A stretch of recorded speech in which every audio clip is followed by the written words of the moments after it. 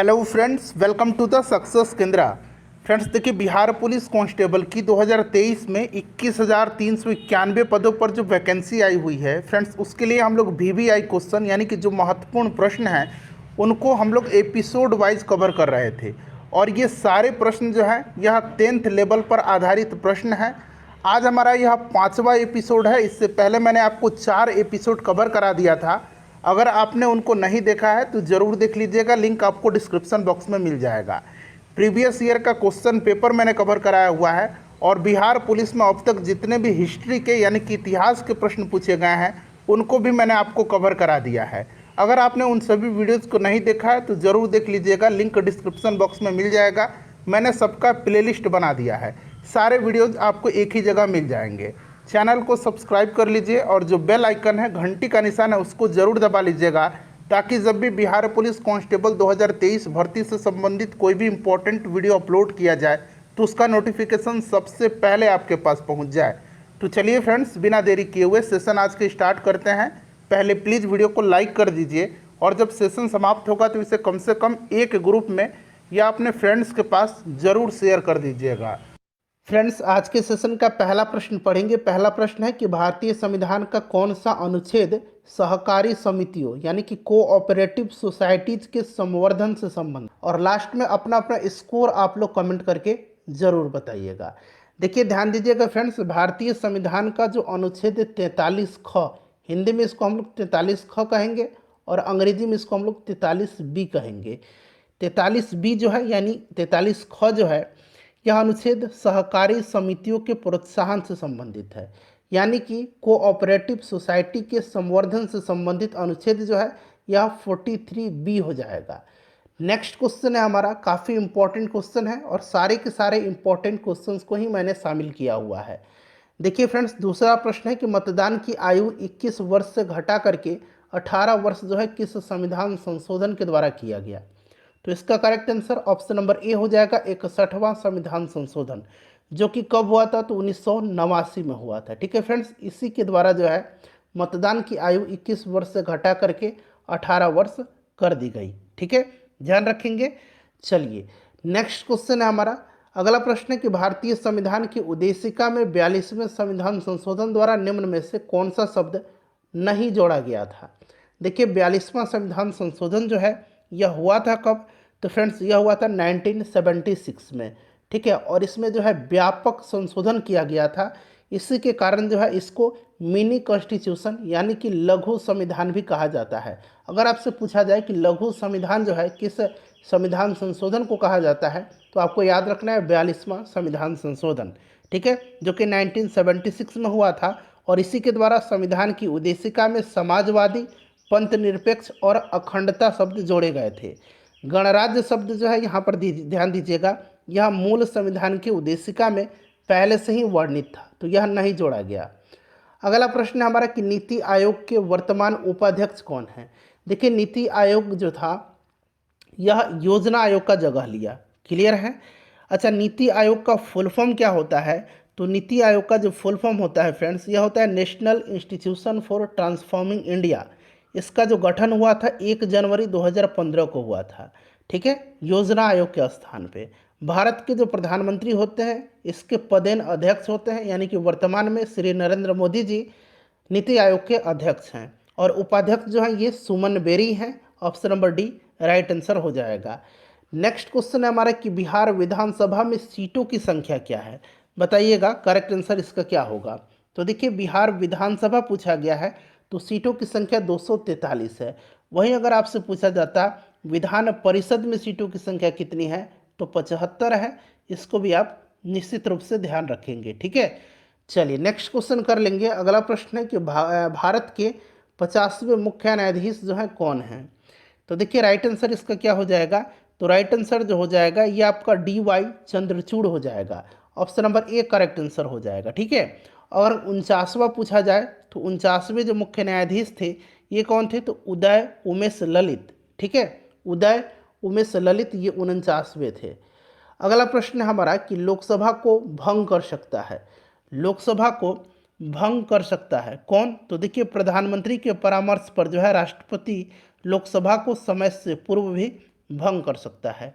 Right answer इसका हो जाएगा इसमें से राष्ट्रपति, ठीक है, प्रधानमंत्री के परामर्श पर। अगला प्रश्न है कि भारतीय संविधान का कौन सा भाग मूल अधिकारों के, तो देखिए कौन सा अनुच्छेद कौन सा भाग जो है यह मूल अधिकार के बारे में है, बताइएगा। राइट आंसर इसका क्या हो जाएगा?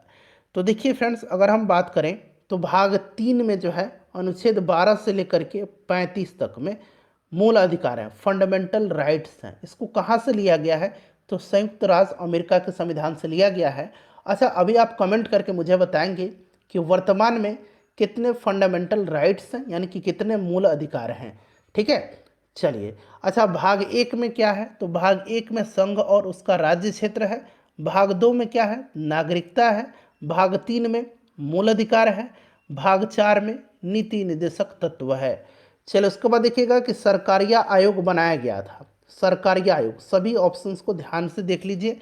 और देखिए सरकारिया आयोग जो बनाया गया था, इसका गठन जो है केंद्र राज्य संबंधों की समीक्षा करने के लिए 1983 में 1983 में केंद्र सरकार ने उच्चतम न्यायालय के सेवानिवृत्त न्यायाधीश RS सरकारिया की अध्यक्षता में इस आयोग का गठन किया था। तो राइट आंसर इसका क्या हो जाएगा? केंद्र राज्य संबंधों की समीक्षा के लिए। नेक्स्ट क्वेश्चन है कि निम्न में से कौन सी समिति जो है चुनाव सुधार से संबंधित नहीं है? सभी समिति को यहाँ पर देख लीजिएगा, ठीक है। तो देखिए फ्रेंड्स, इसमें जो समिति जो है चुनाव से संबंधित नहीं है, चुनाव सुधार से संबंधित नहीं है, यह समिति जो है यह ठुंगन समिति है। ठुंगन समिति, ध्यान रखेंगे, ठुंगन समिति का संबंध पंचायती राज से है, ठीक है, पंचायती राज संस्था से है। बाकी तारकुंडे, दिनेश गोस्वामी और इंद्रजीत गुप्ता समिति का संबंध जो है चुनाव सुधार से है। चलिए, अगला प्रश्न है कि राष्ट्रपति को महाभियोग की प्रक्रिया से कौन अपदस्थ कर सकता है? बताइएगा इसका राइट आंसर क्या हो जाएगा? कौन अपदस्थ कर सकता है? तो यहाँ पर ध्यान दीजिएगा। देखिए फ्रेंड्स, अगर हम बात करें तो यह संसद कर सकता है। यहाँ पर ध्यान दीजिएगा, भारतीय संविधान का जो अनुच्छेद 61 है, अनुच्छेद 61 में जो है राष्ट्रपति को महाभियोग के द्वारा उसके पद से हटाया जा सकता है, यह बात कहा गया है। और राष्ट्रपति पर महाभियोग जो है केवल संविधान के उल्लंघन के आधार पर ही लगाया जा सकता है। और ध्यान दीजिएगा, महाभियोग जो है इसकी प्रक्रिया संसद की किसी भी सदन, चाहे वह लोकसभा हो या फिर राज्यसभा हो, वहाँ लाई जा सकती है। तो राइट आंसर इसका संसद हो जाएगा। नेक्स्ट क्वेश्चन है कि राज्यसभा का सभापति अपना त्यागपत्र संबोधित करता है। अच्छा, राज्यसभा का जो सभापति होता है यह होता कौन है? तो ये भारत के उपराष्ट्रपति होते हैं। आर्टिकल 64 में कहा गया है कि जो भारत का उपराष्ट्रपति है यह राज्यसभा का पदेन सभापति होगा, ठीक है। राज्यसभा का वह सदस्य नहीं होता है, ध्यान रखेंगे फ्रेंड्स। और उपराष्ट्रपति राष्ट्रपति को संबोधित अपने हस्ताक्षर द्वारा त्यागपत्र जो है दे सकता है। क्लियर? तो यह आपका राष्ट्रपति हो जाएगा। अगला प्रश्न है, और फ्रेंड्स प्लीज़ वीडियो को लाइक कर दीजिएगा। मैं पूरी डिटेल में आपको बताना चाहता हूं और हमेशा प्रयास करता हूं कि कुछ ना कुछ यहां से आप नया सीखें। चलिए, भारत में संप्रभु कौन सा है? तो संप्रभु आपने उद्देशिका में ही पढ़ा है। शुरुआत ही होता है हम भारत के लोग, यानी कि भारत के लोग। बिहार दिवस कब मनाया जाता है? तो बिहार दिवस प्रत्येक वर्ष 22 मार्च के दिन मनाया जाता है। ये इंपॉर्टेंट है, फ्रीक्वेंटली यह प्रश्न रिपीट होता है एग्जाम में, तो आपको ध्यान रखना है, ठीक है। और 22 मार्च को जल दिवस भी मनाया जाता है। 22 अप्रैल को पृथ्वी दिवस मनाया जाता है, ठीक है। चलिए, नेक्स्ट क्वेश्चन हमारा कि निम्न में से कौन संविधान निर्मात्री सभा का सदस्य नहीं था? बताइएगा इसका करेक्ट आंसर क्या होगा? तो इसमें से आपके मोहम्मद अली जिन्ना हो जाएगा। देखिए फ्रेंड्स, जो संविधान सभा के लिए जो निर्माण किया जा रहा था संविधान, तो उसमें समिति बनाया गया था जिसमें से पंडित जवाहरलाल नेहरू जी थे, यह संघ शक्ति समिति के अध्यक्ष थे। संघ शक्ति समिति के अध्यक्ष BR अम्बेडकर जी जो थे, बाबा साहब अम्बेडकर, ये क्या थे? तो ये प्रारूप समिति के अध्यक्ष थे। और डॉक्टर राजेंद्र प्रसाद जी जो थे, ये संचालन समिति के अध्यक्ष थे। तो एटलीस्ट ये 3 चीज़ आप जरूर ध्यान रखेंगे। अगला प्रश्न है कि भारत में बजट निर्माण का कार्य किया जाता है। भारत में बजट निर्माण का कार्य जो है यह पूछा गया है। तो भारत में केंद्रीय बजट, रेल बजट के सहित इसका निर्माण कार्य जो है यह वित्त मंत्रालय के आर्थिक मामलों के विभाग, आर्थिक कार्य विभाग के द्वारा किया जाता है। तो यहाँ पर देखिएगा वित्त मंत्रालय दिया गया है। ऑप्शन नंबर ए इस हिसाब से राइट आंसर हो जाएगा, ठीक है। चलिए, उसके बाद नेक्स्ट क्वेश्चन है कि राष्ट्रीय मानवाधिकार आयोग की स्थापना कब हुई थी? राष्ट्रीय मानवाधिकार आयोग की स्थापना जो है यह आपसे पूछा गया है। तो ध्यान देंगे 1993 में हुई थी। और यह एक जो है सांविधिक निकाय है, संवैधानिक नहीं, यह एक सांविधिक निकाय है, ठीक है, संवैधानिक नहीं है, इस बात को ध्यान रखेंगे, ठीक है। इसका गठन जो है संसद का अधिनियम के द्वारा किया गया है। कहीं भी आपका जो संविधान है इसमें इसका जिक्र नहीं है, इसलिए संवैधानिक नहीं है, एक सांविधिक निकाय है। और वर्तमान में राष्ट्रीय मानवाधिकार आयोग के अध्यक्ष जो हैं ये जस्टिस अरुण कुमार मिश्रा हैं, AK मिश्रा हैं, इस बात को आप ध्यान रखेंगे। चलिए, बिहार विधान परिषद के वर्तमान में अध्यक्ष कौन है? बिहार विधान परिषद पूछा गया है, तो वर्तमान में देवेश चंद्र ठाकुर हैं। कौन है? देवेश चंद्र ठाकुर जो है वर्तमान में बिहार विधान परिषद के अध्यक्ष हैं, ध्यान रखेंगे, ठीक है। अच्छा, अवध बिहारी चौधरी, एक नाम और आपको याद रखना है, अवध बिहारी चौधरी, ये वर्तमान में बिहार विधानसभा के अध्यक्ष हैं। क्लियर? चलिए, भारतीय सशस्त्र बलों के पहले चीफ ऑफ डिफेंस स्टाफ यानी कि CDS कौन थे? यह आपसे पूछा गया है, बताइए राइट आंसर इसका क्या हो जाएगा। CDS कौन थे? तो CDS जो थे यह जनरल बिपिन रावत थे पहले। देखिए फ्रेंड्स, इनकी मृत्यु जो है, ध्यान देंगे, 8 दिसंबर 2021 को एक हेलीकॉप्टर दुर्घटना में हो गया था। तो ये पहला CDS पूछा गया तो जनरल बिपिन रावत थे। वर्तमान में अगर आपसे पूछा जाएगा तो अनिल चौहान है, इसको भी आप ध्यान रखेंगे। चलिए, राजनीतिक दल आवश्यक है, तो राजनीतिक दल जो है यह आवश्यक होता है कहाँ पर? तो यह लोकतंत्र में होता है। आधुनिक लोकतंत्र को कहा जाता है, आधुनिक लोकतंत्र जो है उसको प्रतिनिधित्व लोकतंत्र कहा जाता है। Option number C right answer हो जाएगा, ठीक है, प्रतिनिधित्व। और भारत में अप्रत्यक्ष प्रतिनिधित्व लोकतंत्र है, याद रखेंगे आप, ठीक है। चलिए, अगला प्रश्न करेंगे अब। नेक्स्ट क्वेश्चन है कि भारतीय संविधान की किस अनुसूची का संबंध भाषाओं से है? बहुत ही सिंपल सा क्वेश्चन है, बता दीजिए करेक्ट आंसर इसका क्या हो जाएगा। तो यह जो कौन सी अनुसूची है? तो यह 8वीं अनुसूची है। कौन सी अनुसूची है? तो यह 8वीं अनुसूची है, ध्यान रखना आपको, ठीक है। 8वीं अनुसूची में कितने भाषाओं का उल्लेख किया गया है? तो 8वीं अनुसूची में जो है 22 भाषाओं का उल्लेख किया गया है, ठीक है। तो यहाँ पर देखिएगा अनुसूची का संबंध भाषाओं के साथ है, तो 8वीं अनुसूची। वर्तमान में कितने अनुसूचियाँ हैं? तो टोटल 12 अनुसूची हैं, याद रखना आपको। राष्ट्रीय एकता परिषद की अध्यक्षता कौन करता है? राष्ट्रीय एकता परिषद एक सरकारी सलाहकार निकाय है और इसकी अध्यक्षता प्रधानमंत्री करते हैं। नेक्स्ट क्वेश्चन है कि मौलिक अधिकारों का निलंबन कौन कर सकता है? देखिए फ्रेंड्स, मैंने हिस्ट्री का एक मास्टर वीडियो कवर कराया हुआ है, उसमें 150 प्रश्न है, उसको एक बार आप लोग जरूर एग्जाम से पहले देख लीजिएगा, लिंक डिस्क्रिप्शन में आपको मिल जाएगा। मौलिक अधिकारों का निलंबन जो है ये राष्ट्रपति, ऑप्शन नंबर C जो होगा इसका राइट आंसर हो जाएगा। नेक्स्ट क्वेश्चन है किसी राज्य का उच्चतम विधि अधिकारी कौन होता है? तो फ्रेंड्स, यह जो होता है यह एडवोकेट जनरल होता है, यानी कि इसको महाधिवक्ता कहा जाता है। महाधिवक्ता की नियुक्ति जो है आर्टिकल 165 अनुच्छेद 165 के अनुसार उस राज्य के राज्यपाल के द्वारा की जाती है। क्लियर है? और वर्तमान में बिहार के महाधिवक्ता यानी कि एडवोकेट जनरल कौन है भाई? तो नाम याद रखेंगे, PK शाही, प्रशांत कुमार शाही जो है वर्तमान में बिहार के महाधिवक्ता हैं। नेक्स्ट क्वेश्चन हमारा कि संविधान के किस अनुच्छेद में अल्पसंख्यकों के हितों के संरक्षण की व्यवस्था है? तो अल्पसंख्यकों के हितों के संरक्षण की व्यवस्था जो है यह आपसे पूछा गया है, तो अनुच्छेद 29 में है। अनुच्छेद 32 संवैधानिक उपचारों के अधिकार दिया गया है, जिसको बाबा साहब अम्बेडकर ने संविधान की आत्मा कहा है। अनुच्छेद 19 क्या है? तो अनुच्छेद 19 में स्वतंत्रता का अधिकार है। अनुच्छेद 14 में क्या है? तो समता का अधिकार है। नेक्स्ट क्वेश्चन है संविधान के किन अनुच्छेदों में मौलिक अधिकारों का वर्णन है? तो अभी मैंने आपको बताया था अनुच्छेद 12 से 35 में संविधान के भाग 3 में इसका वर्णन किया गया है। नेक्स्ट क्वेश्चन है हमारा कि वित्त आयोग क्या है? अब देखिए, वित्त आयोग जो है यह एक संवैधानिक निकाय है। क्यों संवैधानिक निकाय है? तो इसका चर्चा हमारे संविधान के अनुच्छेद 280 में किया गया है। अनुच्छेद 280 के प्रावधानों के तहत जो है राष्ट्रपति के द्वारा हर 5 साल के अंतराल पर वित्त आयोग का गठन किया जाता है। वर्तमान में 15वां वित्त आयोग चल रहा है और इसके जो अध्यक्ष हैं NK सिंह हैं, इसको भी आप याद रखेंगे। चलिए, उसके बाद नेक्स्ट क्वेश्चन है कि शिक्षा और वन जो है संविधान की किस सूची के अंतर्गत आते हैं? तो शिक्षा और वन जो है यह किस सूची के अंतर्गत आते हैं? तो ध्यान रखेंगे फ्रेंड्स, यह आपके आ जाएंगे समवर्ती सूची के। ठीक है, समवर्ती सूची राइट आंसर हो जाएगा, यह समवर्ती सूची के अंतर्गत आते हैं। ठीक है फ्रेंड्स, चलिए अगला प्रश्न करेंगे। नेक्स्ट क्वेश्चन है हमारा कि भारतीय संविधान को अपनाया गया था, तो भारतीय संविधान को जो है यह अपनाया गया था संविधान सभा के द्वारा। हमारा जो संविधान है यह अंगीकृत कब हुआ था?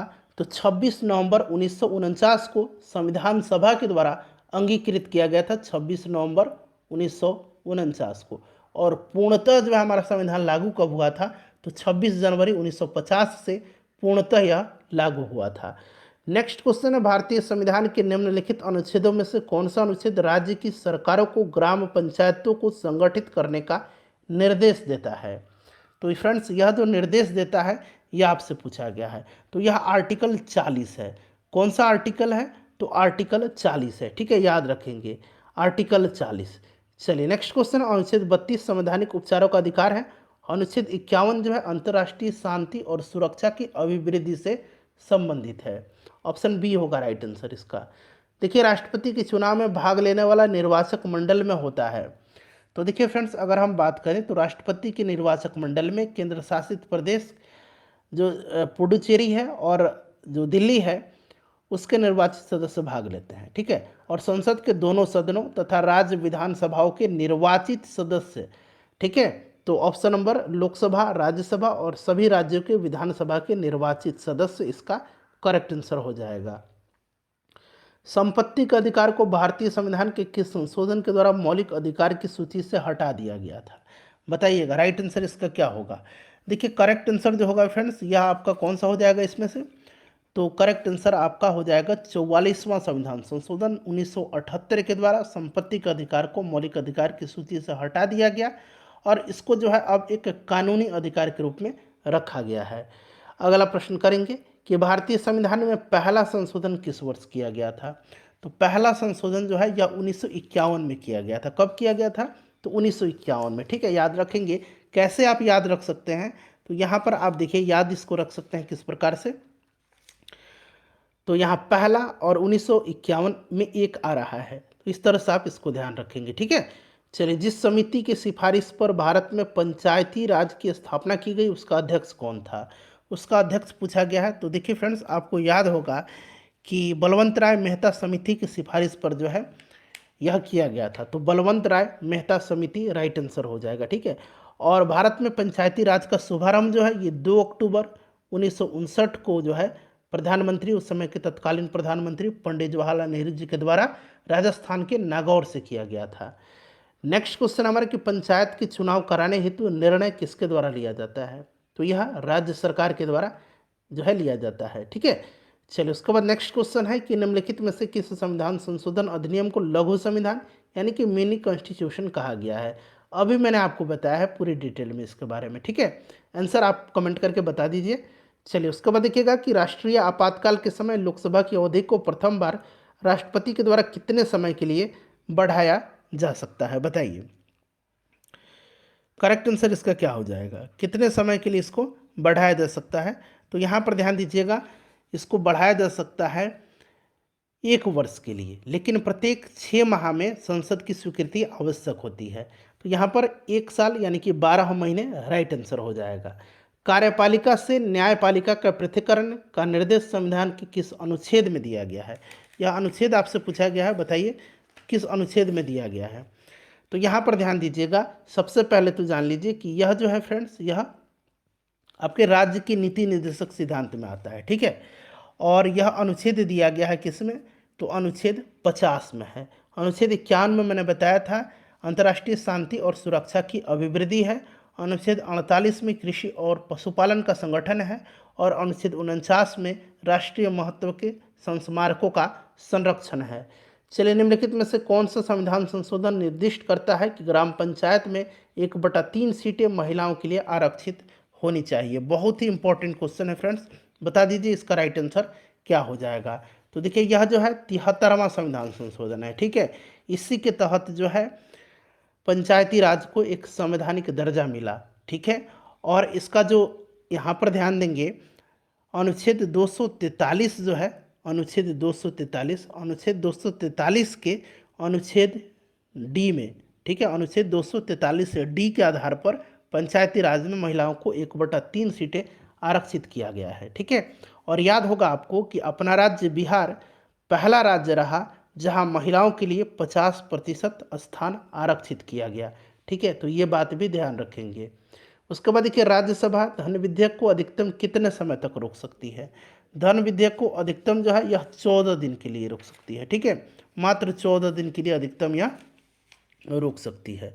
तो यहाँ पर 14 दिन हो जाएगा। देखिए, निम्नलिखित में से किस समिति यानी कि कमिटी आयोग ने न्याय पंचायत बनाने की सिफारिश की थी? तो अशोक मेहता कमेटी ने 1978 में 1978 में गांव में अलग अलग न्याय पंचायत बनाने की अनुशंसा की थी। अशोक मेहता समिति हो जाएगा। निम्नलिखित में से कौन सा कार्य जो है स्थानीय स्वशासन का अधिकार क्षेत्र में नहीं आता है?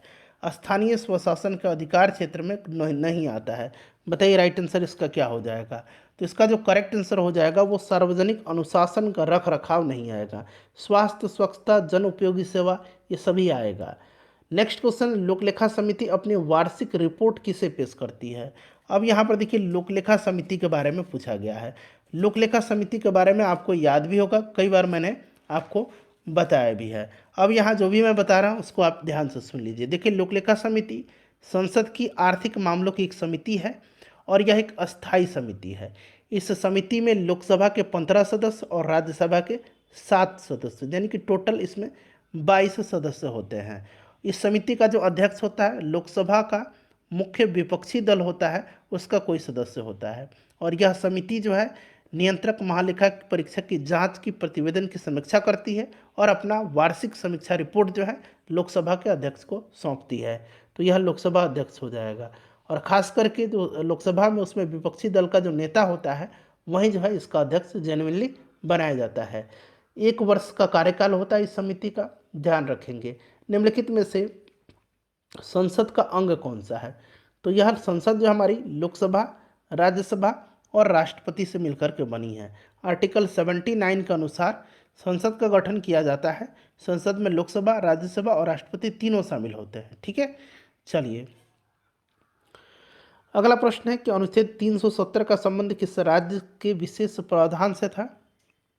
तो ये आपको पता होगा, जम्मू कश्मीर से था, जिसको कि अब हटा लिया गया है। नेक्स्ट क्वेश्चन है कि 1946 में गठित अंतरिम सरकार में डॉक्टर राजेंद्र प्रसाद किस विभाग के मंत्री थे? बताइएगा किस विभाग के मंत्री थे? तो फ्रेंड्स, यह जो थे खाद्य एवं कृषि मंत्री थे, ठीक है। खाद्य एवं कृषि मंत्री थे, ध्यान रखना आपको। तो खाद्य एवं कृषि मंत्री हो जाएगा ऑप्शन नंबर सी। आपातकाल की घोषणा निम्नलिखित में से किस अनुच्छेद में निहित है? बताइए राइट आंसर क्या हो जाएगा? आपातकाल की घोषणा जो है किस अनुच्छेद में निहित है? तो फ्रेंड्स देखिए, आपातकाल की घोषणा जो है यह आपका अनुच्छेद 352 में है, ठीक है। 356 में राज्यों में राष्ट्रपति शासन है और अनुच्छेद 360 में वित्तीय आपातकाल है। वित्तीय आपातकाल अब तक एक बार भी अपने भारतवर्ष में नहीं लगाया गया है। निम्नलिखित में से किसे उपराष्ट्रपति के चुनाव में मतदान करने का अधिकार है? तो यहाँ पर देखिएगा, अधिकार पूछा गया है तो लोकसभा और राज्यसभा के इसमें से देखिए निर्वाचित भी दिया गया और लोकसभा और राज्यसभा के सभी सदस्य भी दिया गया है। तो ये सभी सदस्य होगा, चाहे वह निर्वाचित हो या राष्ट्रपति के द्वारा मनोनीत, सभी लोग जो है इसमें वोट करते हैं। तो option number C right answer हो जाएगा इसका। एक बार और ध्यान से देख लीजिएगा, ठीक है। कोई भी व्यक्ति लोकसभा का चुनाव लड़ सकता है यदि उसकी आयु हो। देखिए, आपको क्या करना है, कमेंट करके बताना कितने प्रश्नों का आंसर आपने गलत दिया है। मैं खुद आइडिया लगा लूंगा कि आपने कितने प्रश्नों का आंसर सही सही दे दिया है, ठीक है। तो इसका आंसर, राइट आंसर क्या हो जाएगा? चलिए अपना स्कोर बता दीजिएगा। राइट, लोकसभा पूछा गया तो 25 वर्ष, राज्यसभा पूछेगा तो 30 वर्ष, उसी प्रकार से विधानसभा पूछेगा तो 25 वर्ष, विधान परिषद पूछेगा तो 30 वर्ष। राज्य सरकार को बर्खास्त किया जा सकता है, राज्य सरकार को बर्खास्त किया जा सकता है। तो संविधान का जो अनुच्छेद 356 है इसके तहत राज्यपाल की सिफारिश के आलोक में राष्ट्रपति के द्वारा किसी राज्य सरकार को बर्खास्त किया जा सकता है। भारतीय संविधान में मौलिक अधिकार की अवधारणा को निम्नलिखित में से किस देश के संविधान से लिया गया है? तो कई बार मैंने आपको इसी वीडियो में बता दिया हूँ, संयुक्त राज्य अमेरिका से भाग 3 में है मौलिक अधिकार और भाग 3 में 12 से अनुच्छेद 35 तक में है। अगला प्रश्न है कि नागरिकता संबंधी प्रावधान संविधान के किस भाग में है। नागरिकता संबंधी प्रावधान जो है यह पूछा गया संविधान के किस भाग में है। तो फ्रेंड्स यह जो है नागरिकता जो है भाग 2 में है, ठीक है। भाग 3 में मौलिक अधिकार है, भाग 4 में नीति निर्देशक तत्व है, भाग 1 में संघ और उसका राज्य क्षेत्र है। वीडियो को लाइक कर दीजिएगा और इसे शेयर कर दीजिएगा।